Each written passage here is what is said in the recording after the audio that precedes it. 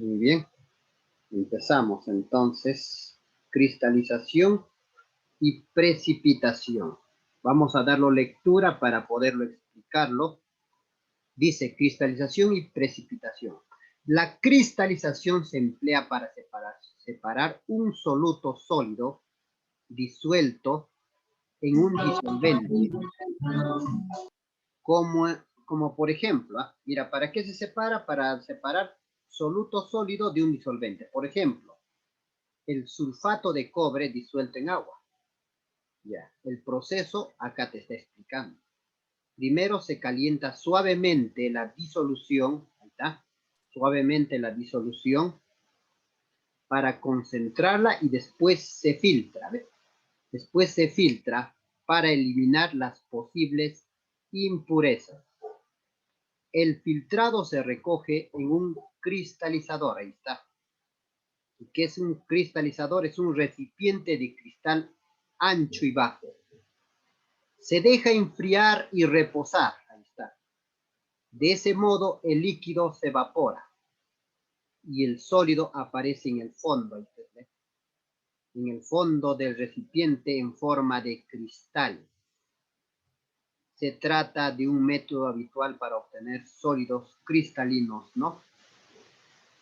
Muy bien, entonces se dan cuenta qué interesante, ¿no? Sólidos cristalinos, muy puros, ya que las impurezas nunca forman parte de los cristales. Eso es el método de la cristalización, ¿ya? Cristalización y precipitación.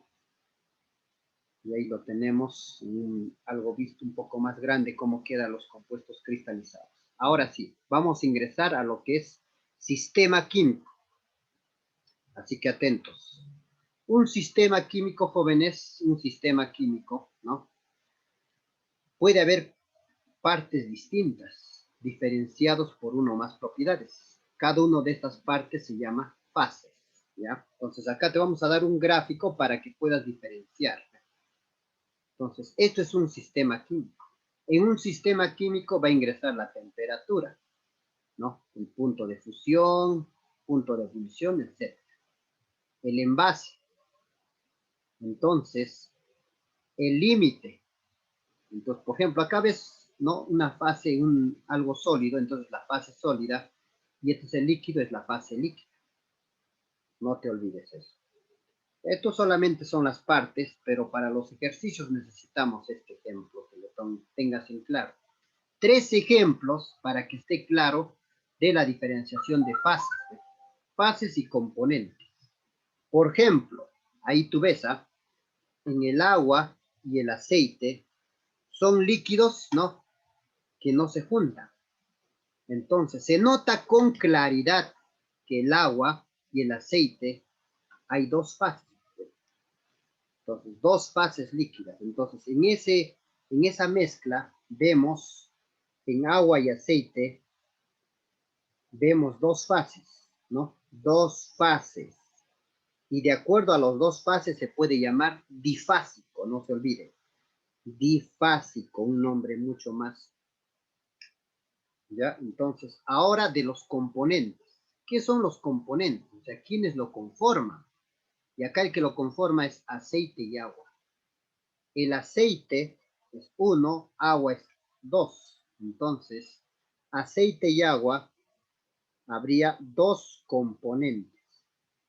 ¿Está bien?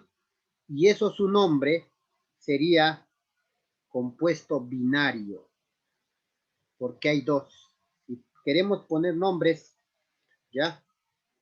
Ahora, ¿qué más? Vamos con el segundo ejemplo. Tenemos hielo y agua. Como tú observas, también hay dos fases. En este caso, incluso una fase sólida y líquida. Entonces sería difásico. Pero solamente habría un componente, ya que el hielo es H2O y el agua también es H2O. Entonces, fíjate, en el hielo con el agua ya no hay dos componentes, solo hay un componente, ¿no? Componente. Y eso se llamaría monario, ¿no? Monario. ¿Y cuántas fases? Difásico, 2 fases. Muy bien. Ahora, vamos aquí, vamos aquí. Agua disuelta en sal. Esta es más conocida como la salmuera. Agua disuelta en sal, fíjate, solamente se le ve al agua y la sal no se puede observar. Por lo tanto, solo hay una fase. Y los componentes serían sal y agua. Muy bien. Eso sería entonces, esperando que esté claro. Vamos con otro que es energía. Energía. De acuerdo a Einstein, la luz es una partícula y una onda a la vez. Es partícula y onda a la vez. Es decir, la luz está formada por partículas, o sea, energía llamada fotones discretas, y al mismo tiene propiedades de onda. ¿Ya? Por eso que la luz tiene esa probabilidad de ser dualidad, onda-partícula, ¿no? Muy bien, entonces Einstein nos da la equivalencia entre materia y energía, y esta es la fórmula que relaciona la energía es igual a la masa por la velocidad de la luz al cuadrado. Muy bien, entonces las consideraciones acá lo tenemos. La masa, si está en gramos, la velocidad que tú vas a utilizar es 3 por 10 a la 10 centímetros por segundo y la energía te va a salir en joules. Ahora, si tú utilizas en el sistema internacional, que es kilogramo, la velocidad también utilizas en kilogramo, que es 3 por 10 a la 8, y la energía también te sale en el sistema internacional, que es joules. Muy bien. Ahora sí, ecuación de la relatividad. No solo nos ha hablado de la ecuación, ¿no? De lo que la energía se convierte, la masa se convierte en energía. También nos ha hablado que la masa es relativa, que la masa cambia, pero cuando este cuerpo se acerca a la velocidad de la luz. Eso es lo que nos dice Einstein en la ecuación de la relatividad, ¿no? O sea que para Einstein también la masa no es constante. Para Einstein la masa cambia, pero ¿cuándo dice que cambia? Cuando esta masa llega a moverse cerca a la velocidad de la luz. Entonces ahí nos da esta segunda ecuación de la relatividad donde se cumple que la masa final es igual a la masa inicial por la raíz cuadrada de 1 menos la velocidad del cuerpo al final entre la velocidad de la luz todo al cuadrado. Entonces, en resumen, esta ecuación nos dice eso, ¿no? Que la masa no es constante cuando se acerca a la velocidad de la luz. O sea que cambia de masa, aumenta, disminuye la masa dependiendo, ¿no? Muy bien, vamos entonces con los ejercicios de aplicación. Ejercicio número 1 de nuestra práctica dice así. Indique el criterio de verdad o falsedad a partir de las siguientes proposiciones. ¿Ya? A ver, primera proposición, vamos a recordarnos, la tenacidad es la resistencia de un sólido a ser rayado. Si tú te recuerdas, tenacidad no es la definición eso, tenacidad es la resistencia a ser roto, no rayado, a ser roto por tracción. Por lo tanto, esta definición de ser rayado corresponde a la definición de dureza. Por lo tanto, eso es falso. La primera entonces es falsa. A ver, la dureza, ahorita ya hemos dicho, dureza es una propiedad extensiva de la materia. Ahora, para darnos cuenta si la propiedad era extensiva o intensiva, extensiva eran las aditivas. Entonces, primero para determinar si es extensiva o intensiva, tenemos que saber qué es dureza. Dureza es resistencia a ser rayado. Entonces, imagínate que esto es una pizarra y ya está. Y acá yo tengo un clavo, ¿ya? Aquí yo tengo un clavo. Entonces, para determinar la dureza de la pizarra, entonces, ¿qué haría, jóvenes? ¿Qué haría? Entonces, vamos a ver si es extensiva o es intensiva. Recuérdate que extensiva depende de la cantidad, ¿sí? Depende de la cantidad. Claro, depende de cuánto. Entonces, yo por ejemplo, para saber cuál es más duro, la pizarra o el clavito o el chinche, entonces, Tan solo si yo rayo aquí, ya puedo saber cuán duro es esta, quién es más duro. No hay necesidad de rayar todo todavía. Todo ya lo rayo, a ver, toda la pizarra lo rayo. No hay necesidad. Suficiente que habría rayado aquí y yo habría sabido que el clavito es más duro que la pizarra. Entonces, si te das cuenta, la dureza no es una propiedad extensiva porque no depende de la cantidad. No importa si yo habría rayado todo o habría rayado una parte, pero yo ya podía verificar quién es más duro. Entonces, por lo tanto, la dureza no es una propiedad extensiva, sino intensiva, porque no depende de la cantidad. Muy bien, entonces eso sería también entonces falso. La inercia es una propiedad intensiva. Las propiedades intensivas no dependen de la cantidad. Entonces, para resolver esto, la inercia, tengo que saber la definición de inercia. ¿Qué es inercia? En palabras simples, inercia es resistencia al cambio de movimiento. Entonces, mi ejemplo que puedo hacer es que yo vaya a cierta velocidad. Entonces, si aumento, porque inercia está relacionado con la rapidez. Si eso se está moviendo, imagínate, a gran velocidad, a mucha velocidad, imaginemos que tenemos acá algo encima.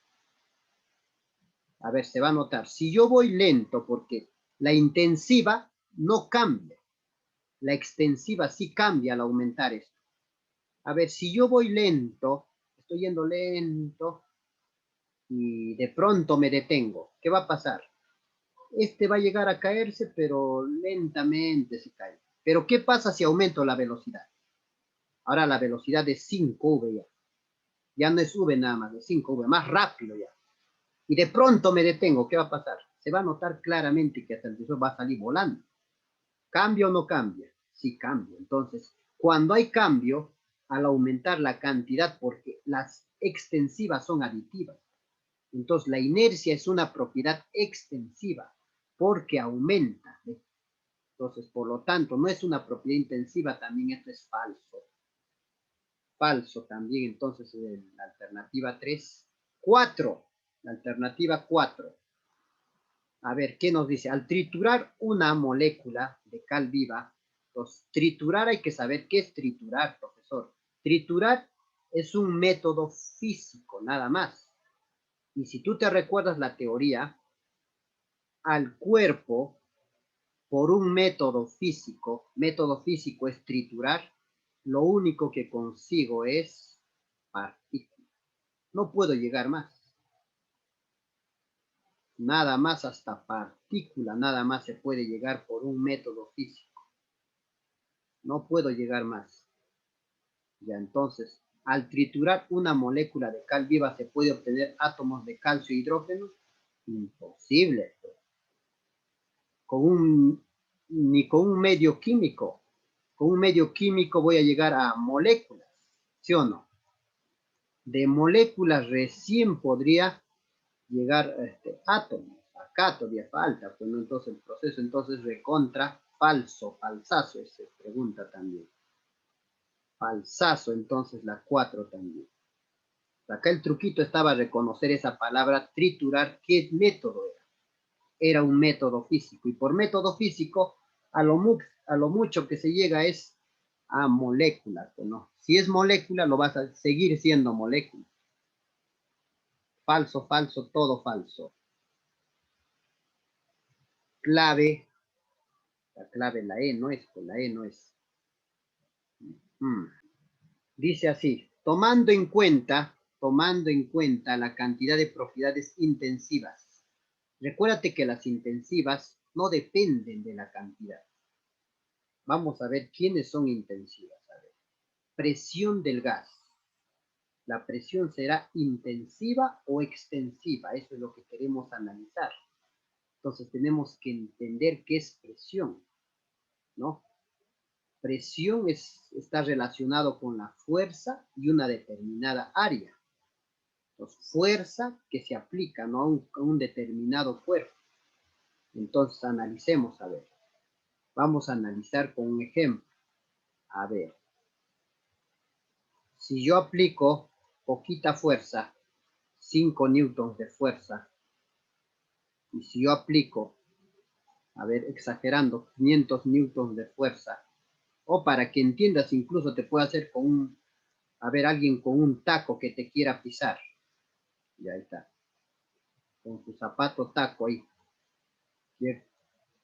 es primer día de clase y quiere bautizarte con su taco. Entonces, si te chanca suave, será lo mismo que te chanques fuerte, porque cuando son intensivas no cambia, no son aditivas. En cambio, cuando cambia, sí son aditivas. Imagínate que te bautice despacito nomás. Imagínate con toda su fuerza. ¿Será lo mismo o aumenta la presión? Claro que cambia, ¿sí o no? Entonces, la presión cambia. Entonces, la presión es aditiva, es una propiedad extensiva. ¿Ya? Ya empezamos con el área. Me he pasado a la presión. Ya, el área también estaba fácil, ¿cómo se llama? Analizar. El área también de ahí lo han puesto intensiva, es extensiva. Vamos a corregir eso ahorita. Ya. El área también estaba fácil analizar, ¿ah? El área también estaba sencillo analizar. A ver, ¿cómo analizaba el área? ¿Cómo sabía si era extensiva o intensiva? Por ejemplo, a ver, imagínate que tengo que tiene dimensiones 3 metros por 4 metros. ¿Ves? El área acá es 12 metros. Entonces, si yo aumento la cantidad, no tiene por qué aumentar también el área. 3 por 4, acá su área es 12 metros cuadrados. Y a ver, acá lo aumento al doble nada más. A ver, 6 por 8. Tiene que ser la misma, pues. Entonces resulta que acá aumenta. Al aumentar la dimensión, aumenta el área. 48 salió. Entonces, por lo tanto, el área es extensiva. ¿Ya? Es extensiva. El área es extensiva. Porque aumenta. ¿Ves? Muy bien. Entonces, la presión también era extensiva. A ver, el número de moléculas. ¿Será extensiva o no? Número de moléculas. Ya está. Entonces, esto sí está un poquito más, ya analítico, ¿no? ¿Tú cómo lo sientes? A ver, número de moléculas, ¿será extensiva o no será? Cuando hablamos de número de moléculas, estamos hablando de la unidad ¿no? De la unidad del Avogadro, pues, ¿no? Pero a ver, busquemos un ejemplo real, ¿no? Nos acá fácil, mira. A ver, si acá yo tengo solamente, digamos que acá tengo dos moléculas. Acá hay 2 moléculas. Bien, lo escribo incluso. Si aumento más, no tiene que por qué cambiar la cantidad de moléculas. Tiene que mantenerse igual 2 moléculas. Resulta que acá hay 3 moléculas. Aumenta la cantidad de moléculas. Por lo tanto, claramente esto también es extensivo. Claramente. Número de átomos. A ver, incluso hacemos con un ejemplo, ya. Con un ejemplo claro. Hidrógeno, por ejemplo, es un átomo. Ya está. Y a ver, si acá aumento más hidrógenos, acá tengo más átomos, ¿aumenta el número o no? A ver, acá hay un átomo y acá hay 2 átomos. Aumento cantidad de hidrógenos, aumenta el número de átomos. Por lo tanto, aumenta, es aditiva. Cuando son aditivas son propiedad extensiva, profesor. Entonces acá falta corregir nada más el que también sería extensiva, ¿ya? A ver, borramos. Ahora, la densidad. ¿La densidad será extensiva o intensiva? Densidad está relacionado con masa sobre volumen. Para hacerte el ejemplo claro, te doy el valor de la densidad del agua. La densidad del agua, jóvenes, por ejemplo, es 1 gramo por centímetro cúbico. Entonces, mira, vamos a verificar ahorita. Imagínate que tú tienes un cilindro de agua pura, obviamente. Aquí está. Imagínate que tienes una tacita de agua. Yo agarro un instrumento y mido todo esto. Y resulta que sale 1 gramo por centímetro cúbico su densidad. Y de esta tacita, si yo mido su densidad, también sale 1 gramo por centímetro cúbico. Resuelve, ¿te das cuenta? Por más que aumente la cantidad, se conserva. O sea que no es aditiva. Entonces, por lo tanto, la densidad es intensiva. Esto sí es intensiva, entonces, profesor. El olor. Esto está fácil de analizarse. A ver, vamos. ¿Cómo podemos hacer un ejemplo? Ejemplo de un perfume. Entonces, si tú te echas un poquitito, ya sabrías cómo huele. A lo que tú te echas, ya todo el perfume te lo acabas, hay unos cantidades echan y piensan que van a oler más, ¿no? No, pues entonces el olor también no depende de la cantidad. Por más que te eches poquito, bastante, el olor ya es el mismo. No es que aumente la intensidad, pues sigue, entonces también es intensiva. La maleabilidad, a ver, ¿cómo hacemos? Maleable es aquel que se convierte en láminas. Propiedad de los metales de que se convierte en láminas. ¿Cómo haría el ejemplo? Fácil, profesor. Mira, por ejemplo, la idea es saber si se convierte en lámina. Imagínate que tú tienes este metal, ¿ya? Entonces, si este metal, y tienes un poquito pequeño nada más el metal, si tú quieres saber, por ejemplo, digamos, solo te preguntan, a ver, este joven estudiante, quiero saber si este metal llamado aluminio, podemos hacer calaminas de aluminio. Entonces, tú para saber, imagínate, te manda y todo tu aluminio tendrás que convertirlo en láminas. ¿Tendrás que hacer eso? ¿O tan solo necesitas un poquito? Y con ese poquito, si tú puedes convertirlo a lámina, pues ya te das cuenta que esto es maleable. Entonces te das cuenta, no hay necesidad todo todavía convertirlo en lámina.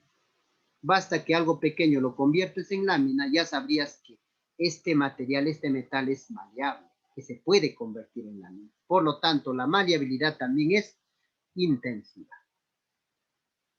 Es también intensiva, ¿cabe? Entonces, también vamos a corregir. La maleabilidad no depende de la cantidad. No depende, acá está mal.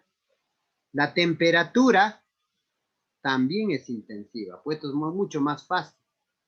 Esto es el ejemplo, si es que no entiendes intensiva, extensiva, la temperatura es el que te ayudaría a entender. ¿Por qué? Porque para medirte todo el cuerpo, la temperatura de todo lo que es tu persona, no necesitas medir todo, toda parte de tu cuerpo. A ver, hijo, te vamos a medir la temperatura. A ver, en tu pelo te ponemos termómetro, en tus ojos, en todo lado no te ponen. Tan solo te ponen en tu boquita, por ejemplo, y ya saben cuánto es la temperatura de todo tu cuerpo. No depende de la cantidad, la temperatura también es intensiva. ¿Ya? La temperatura también es intensiva. A menor que B.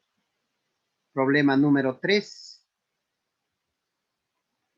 Ahí está.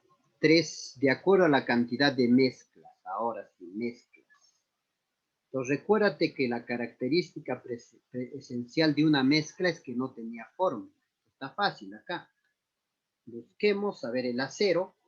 El acero pues es una mezcla, incluso es una mezcla homogénea. Esto es mezcla. Peróxido de hidrógeno tiene fórmula, que es H2O2. Por lo tanto, esto es un compuesto. No es mezcla, es un compuesto. ¿Ves?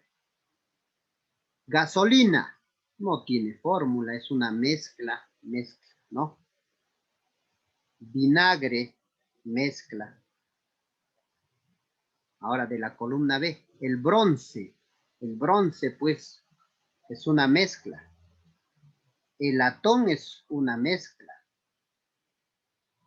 Ácido muriático, una mezcla. Agua potable, una mezcla. Entonces, en este caso también se cumple que A es menor que B. A es menor que B, alternativa A. Alternativa A. Muy bien. Pasamos al ejercicio 4. Indique el criterio de verdad o falsedad a partir de las siguientes proposiciones. Ya. A ver, la ductibilidad es una propiedad específica de la materia. Propiedades específicas o propiedades particulares era. Claro que sí, porque la ductibilidad es propio de los sólidos, nada más. Esta ductibilidad no se cumple para los líquidos ni los gaseosos, por lo tanto, esto es verdadero.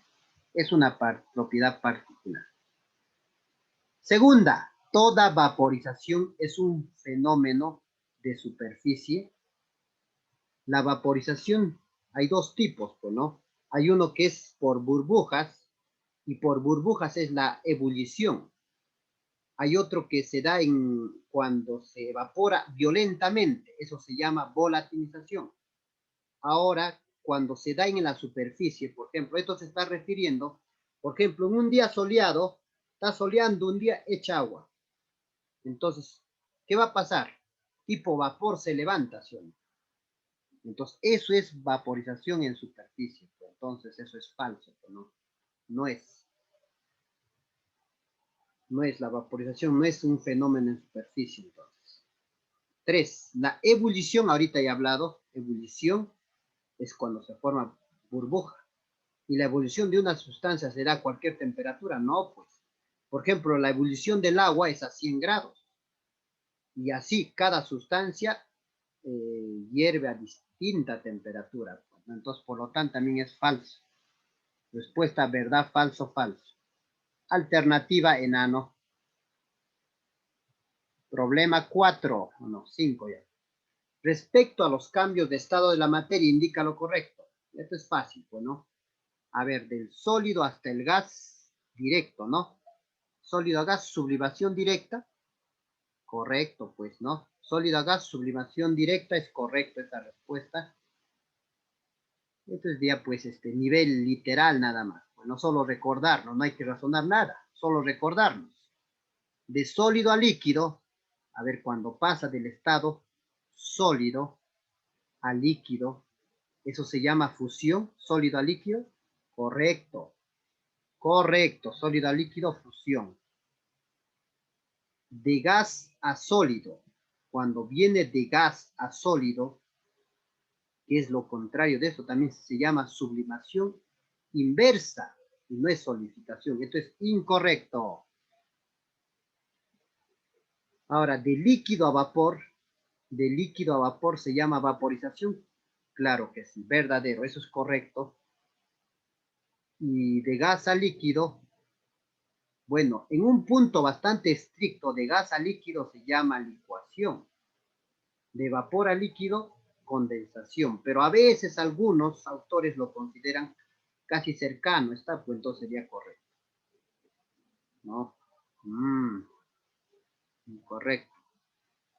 Bueno, claro, pues no, entonces estamos aclarando esa situación entonces acá. Entonces, esto es importante porque también no estaba en la teoría. Cuando pasamos del vapor al estado líquido, eso sí se llama condensación. ¿Ya? Acá sí es condensación. Esto sí sería condensación. Pero, en cambio, del gas a líquido se llama licuación. Licuación. No se olviden esa parte, entonces, por esa razón, en esta situación, eso es falso, ¿ya? Falso, incorrecto. Entonces, acá las preguntas, ¿cuáles son incorrectos? Incorrectos, entonces, sería 3 y 5. 3 y 5. Alternativa dedo. Ya. Problema 6. Indica el criterio de verdad o falsedad a partir de las siguientes proposiciones. En la síntesis del agua existe fenómeno químico. ¿Qué cosa es eso, síntesis del agua, profesor? Normalmente, a ver, es lo contrario, pues, ¿no? Para romper el agua se llama electrólisis. Y para juntar agua, hidrógeno y oxígeno, eso se llama síntesis. Por lo tanto, esto es un fenómeno químico. La síntesis del agua es un fenómeno químico, no es físico. Falso. El proceso del Haber es un fenómeno químico, eso es verdadero, ¿no? Eso es verdadero. Eso es verdadero. Pero, profesor, ¿qué es el proceso del Haber? No es para encontrar, pues, una sustancia llamada el amoníaco, ¿no? Claro. 3. Al momento de detonar una bomba de hidrógeno se producirá un fenómeno químico. Vivos, quieren hacernos confundir, ¿no? Cuando tú haces detonar una bomba de hidrógeno, ya se produce un fenómeno nuclear, ya no es un fenómeno químico, porque aquí ya las cosas se pasan a otro campo, ya, ¿no? Entonces, eso es un fenómeno nuclear. Entonces, por lo tanto, eso es falso. Pues la respuesta es falso, ¿verdad? Falso. Alternativa a la D. Muy bien. Bueno, gracias por tu atención. Haremos en la pizarra lo que queda.